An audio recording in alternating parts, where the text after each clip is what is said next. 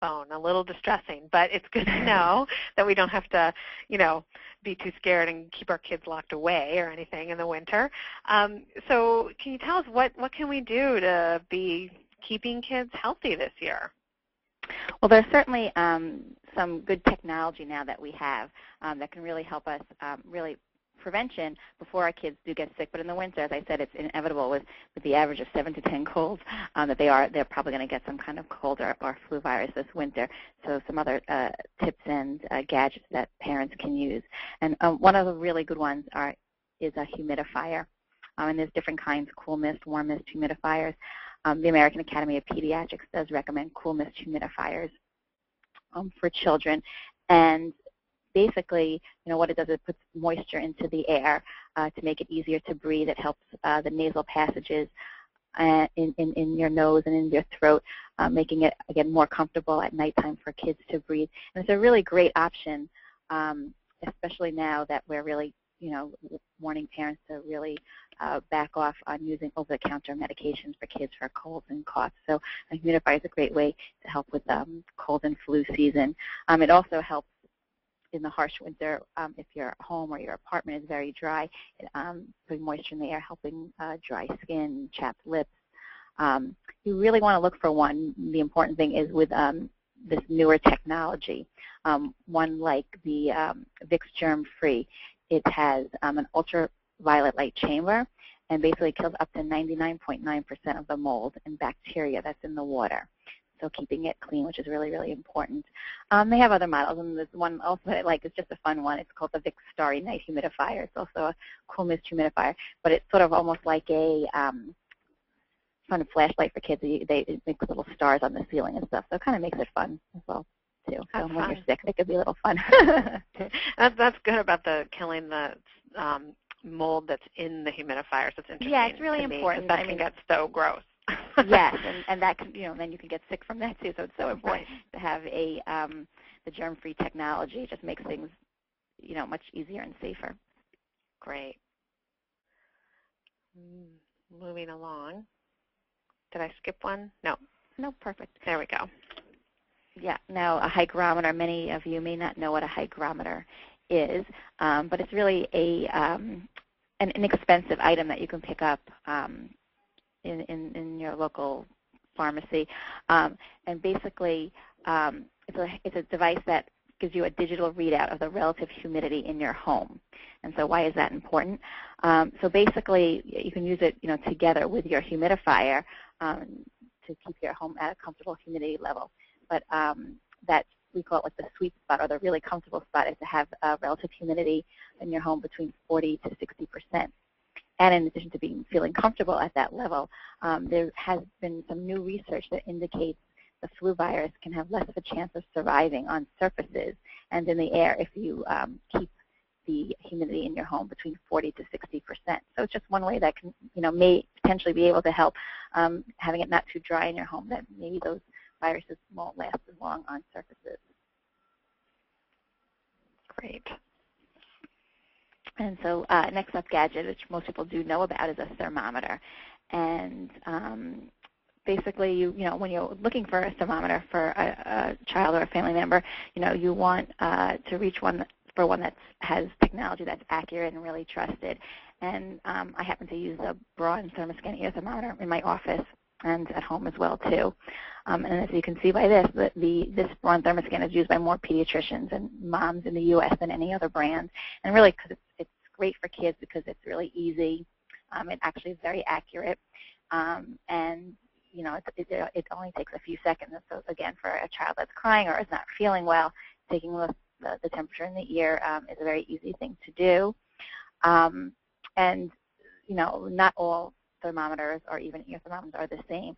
And specifically with Braun Thermoscan, what I do like about it is it does have patented technology that has a pre-warmed tip, and that's why you get an accurate temperature, as well as a position guidance system that really helps you put it in the right place, again, because if it's not in the right place, you kind of can get readings all over the place.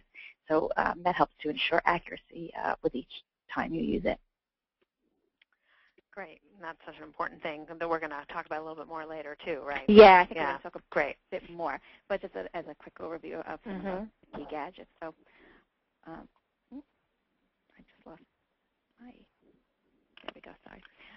So the next gadget I want to speak a bit about is an air purifier, and sometimes people don't know too much about them, but basically the EPA says that the indoor air pollution can be between 2 to 5 times higher than outdoor, and that's kind of surprising to some people because everyone's like, you know, how can that be? My house is so clean, but that can happen for various different reasons.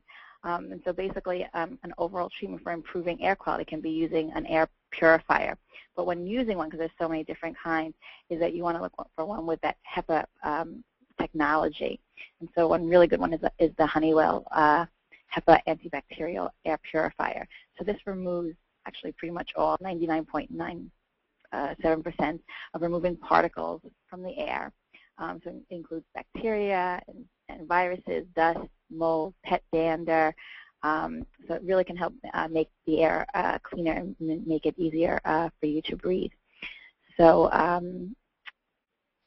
it's a great thing to have in your home, especially if you have a child that does have allergies, but not necessarily. Oh, that's good. So it's good year-round. Yes. For that, great. So those are some great modern ways of keeping healthy and keeping your home safe, you know, and clean and healthy. So, but I think sometimes parents are still really worried about and sometimes confused about fevers in particular. Can you talk a little bit about fevers? They seem dangerous, but then are they actually helpful in a way?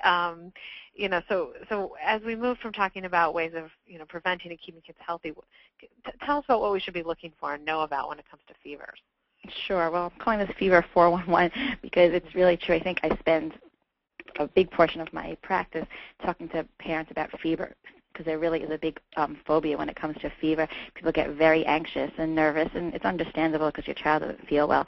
But hopefully today I can allay some of the fears and questions and concerns regarding around fever.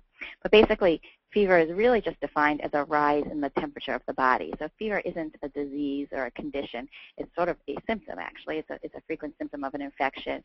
And you can have an infection with a fever, and you can have an infection without a fever.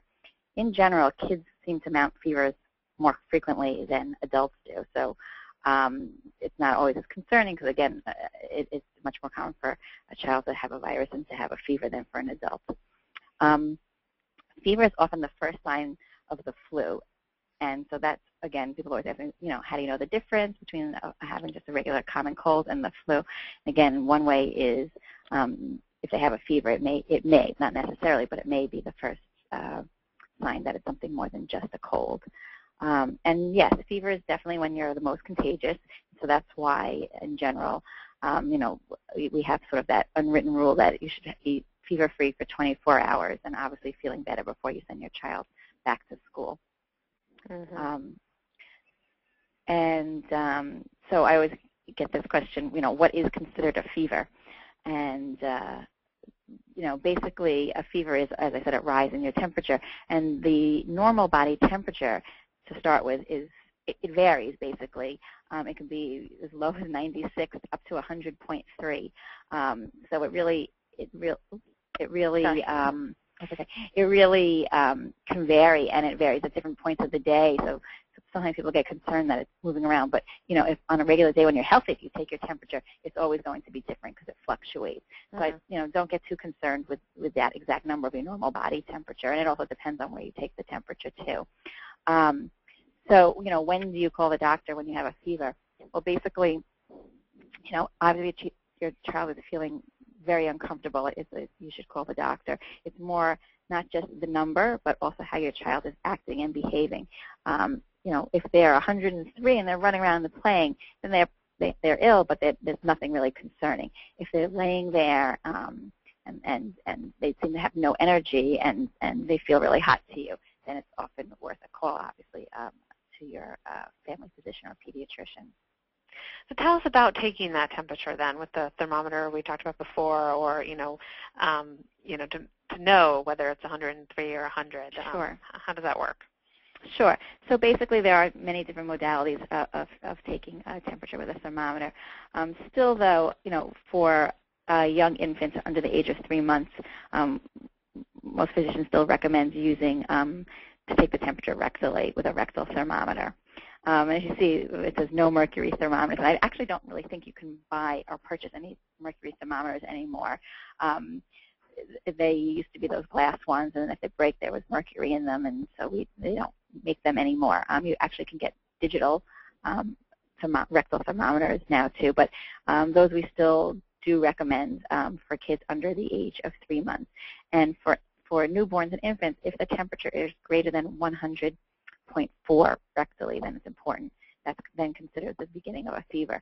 And for a newborn, obviously it can be more serious potentially, so it's important to call your physician or have them be seen or taken in if it's 100.4 or greater.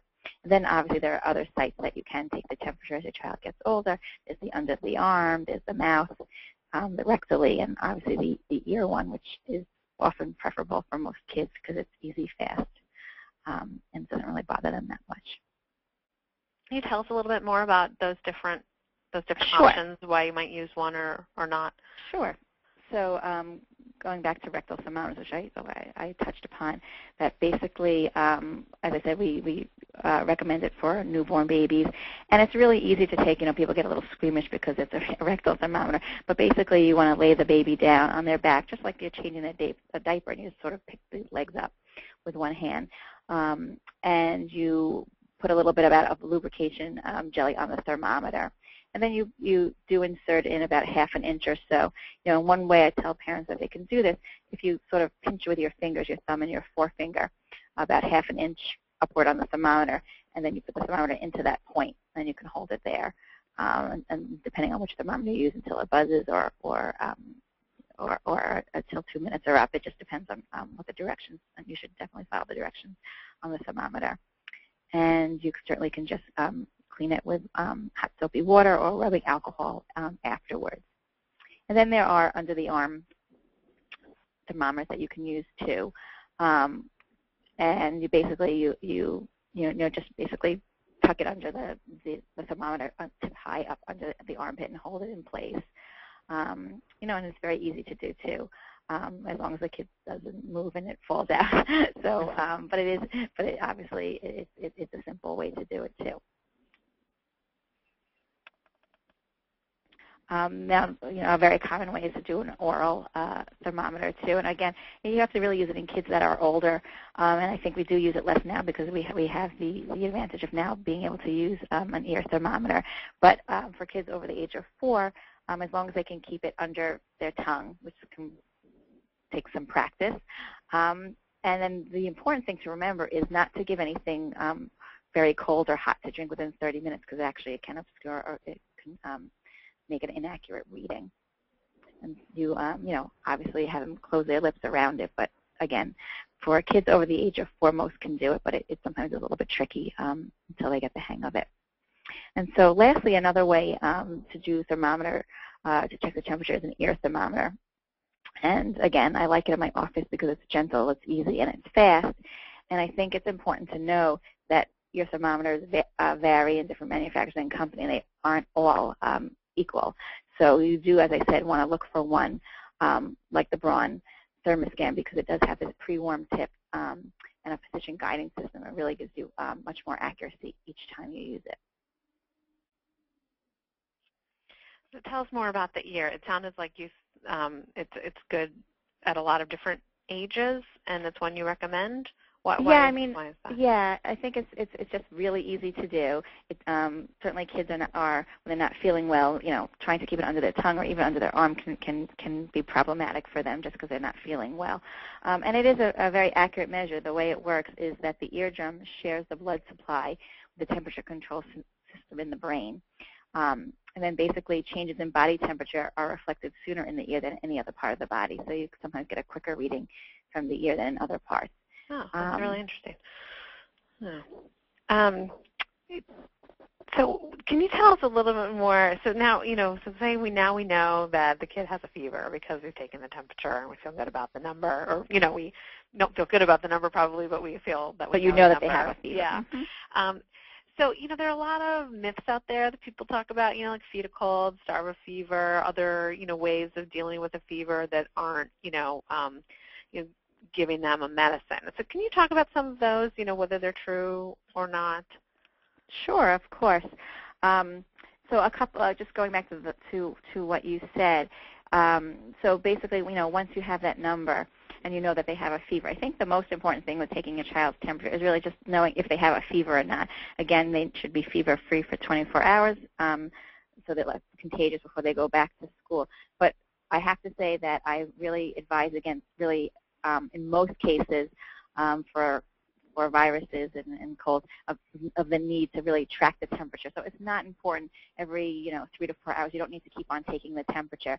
The temperature, again, is just part of a symptom.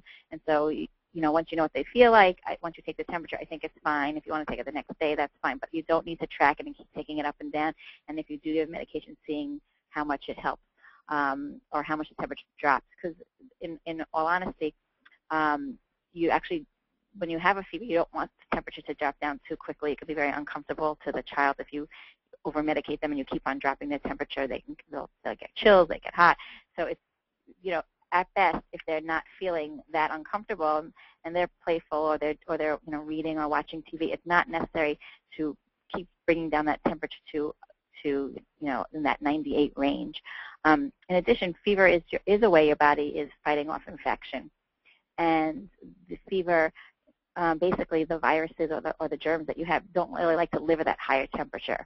And that's one of the reasons why your body becomes warm. They're trying to fight off the infection for you. So it's actually, in a way, it is helpful. The reason that we do give fever-reducing medicine is just because if your fever is high, oftentimes children, even adults, don't feel well. So it just makes you feel better. So it doesn't, it's really to make you feel better. It's not a curing condition. So going back to some of these myths and questions that you had, starving a fever and feeding a cold. So there's really nothing to starving a fever. When you have a fever, you're actually losing heat, you're losing energy from your body. So it's so important to drink because you can get dehydrated if you have fever for a long time. So it's important to drink plenty of liquids when you have a fever. And when you have a cold, again, there's no evidence that you need to eat when you have a cold, but again, fluids I think are very helpful. It helps to loosen up the mucus that you have and makes it more comfortable if you have nasal congestion, cough, or sore throat. And then I always get lots of questions about fevers and brain damage, and there is no medical evidence that fevers cause brain damage. You obviously, there is something called febrile seizures that do run in families that basically, if they do get a fever, they may more likely have something called a febrile seizure. And that has no long-term effects on their brain or development or anything like that. It's just caused from a rapid rise in fever. And again, it runs more in some families than others. And it's not necessarily the number. It's not because it's a high. It could be at a lower number. It could be 101 or 102 that a child has a febrile seizure. It doesn't have to be 104 or 105. Again, it's just, it does sort of tends to run in some families. And then touching the skin to be a reliable fever test, and there's a lot of evidence based that that's not the case. Oftentimes, I'll have someone come to the office and they said that they felt, they feel warm now, but I'll take the temperature and they don't have a temperature, they don't have a fever. So it's really not the most reliable method if you really want to know if they have fever, they're still contagious, then taking the temperature with a accurate, reliable thermometer is a much better thing to do. Which brings me to the exact number of the temperature is very important. And as I said, my way of thinking is really that the specific number isn't so important. What's important is how your child is acting and their behavior. So when they're really ill, they're going to be very lethargic. If you give them any type of fever reducer, they're not going to be really feeling any better. That's more of a concern. But if they're happy and playful and they have a fever, there's really not too much to be concerned about. If the fever is lasting for more than a few days, then yes, definitely I would check in with your pediatrician or your physician. And then lastly, it says breaking a fever by taking a cold bath. And that really just depends. I mean, I think it actually is a nice idea if a child isn't feeling well to give them a bath when they're sick or if they have a fever. You want to do like a tepid bath. You don't want to do a very cold bath. Again, you don't want to shock the body and bring the temperature down too fast, and it'd be pretty uncomfortable for the child too. So we stay away from doing those ice cold baths, or especially rubbing alcohol also is not a good thing to do for your child, because that rubbing alcohol can get absorbed by the skin and can be toxic as well. So a tepid bath, though, is a very good thing to do if your child does have a fever. Great. That's really, really interesting and helpful. Thank you for, walking us through those, because that's Sure. Enlightening. Do you have any other suggestions to make before we move on to a couple questions from our listeners? No, I think that's really it. I don't want, as I said, I'm hopefully, feel free to ask questions, but hopefully that it helps give some more information about fever and make moms feel a little bit more comfortable and not too nervous about fever when their child gets sick. Great. Let's start with a question about contagiousness. How long kids are contagious and when can they go back to school, I think is a big question that people want to know. Sure. I mean, each illness is different, so it's not really one answer. But as I said, in general, with winter colds, flus, viruses, but the general rule of thumb is to be fever-free for 24 hours.